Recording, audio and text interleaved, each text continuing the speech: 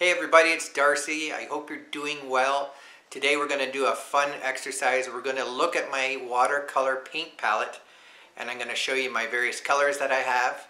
What I want you to do is to try and guess what watercolor product company brand is that I use. Now I will give you a hint. None of my paints are student quality or below. I only use the professional ones.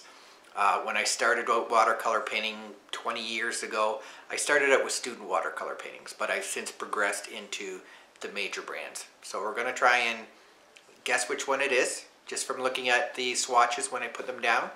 And give me a comment if you think you know what it is, and write it down before you get the final result to see if you're right or not. And then the other thing we're going to do is we're going to watch the video and I'll give you the process of how I went about selecting these colors.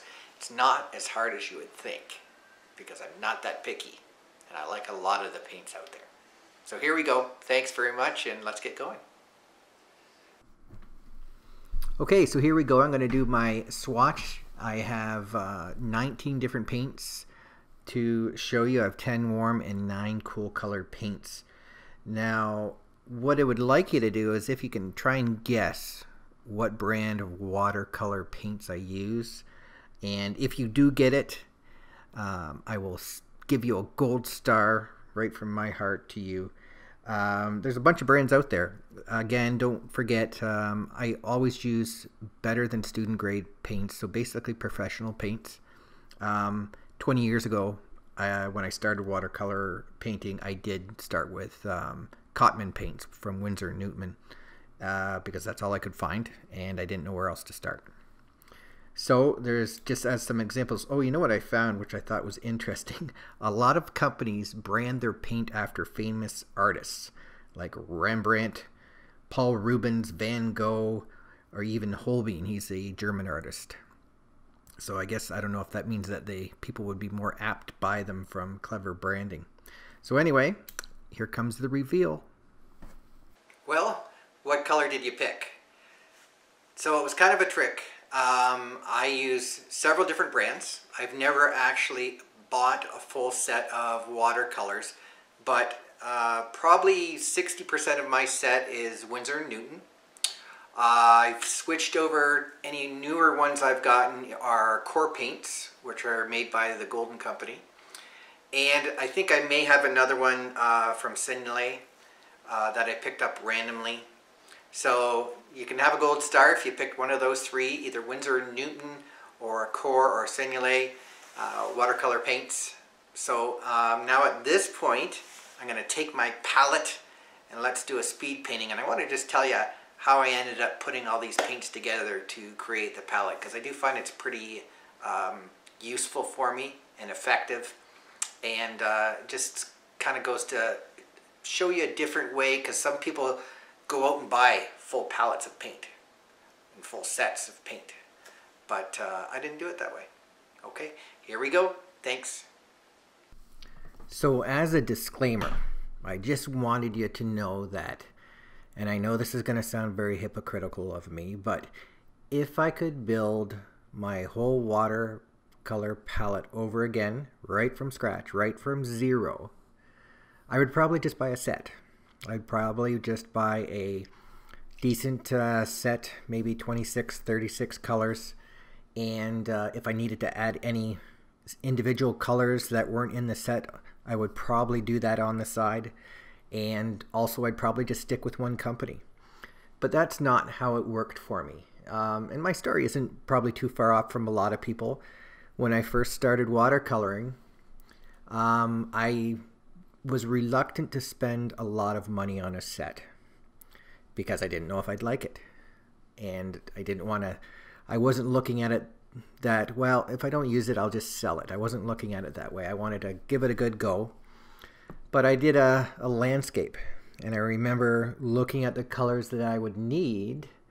I said, okay, I don't need a set right now.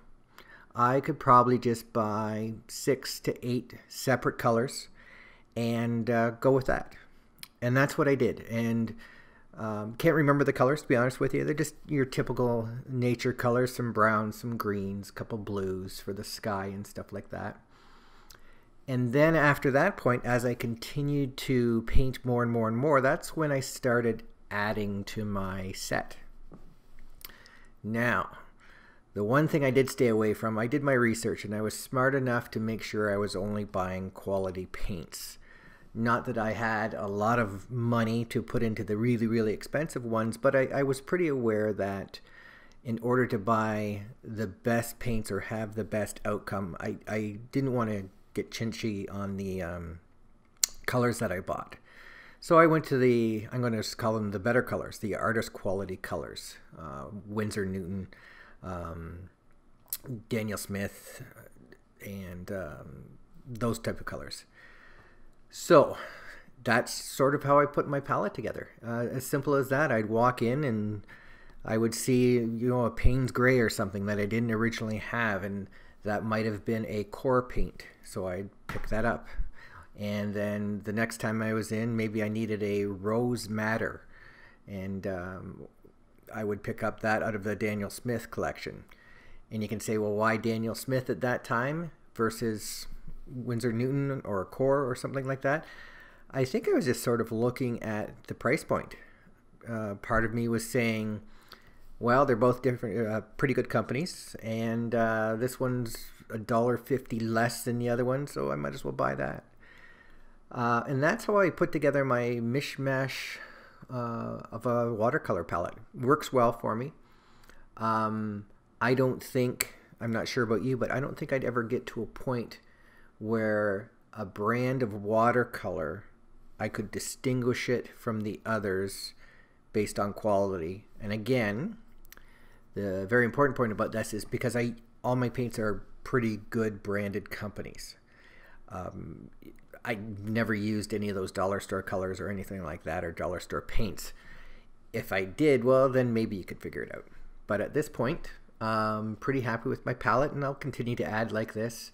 But go back to my disclaimer, because if this is you and you're just starting off and you have the money to buy a full set, I would probably buy a full set just because it's consistent. Anyway, I hope you're having a great day. Thanks for listening to this video. Please like and subscribe. I'm currently at 560 subscribers, I think, or something like that. And I hope you're staying safe. Take care. Have a great day.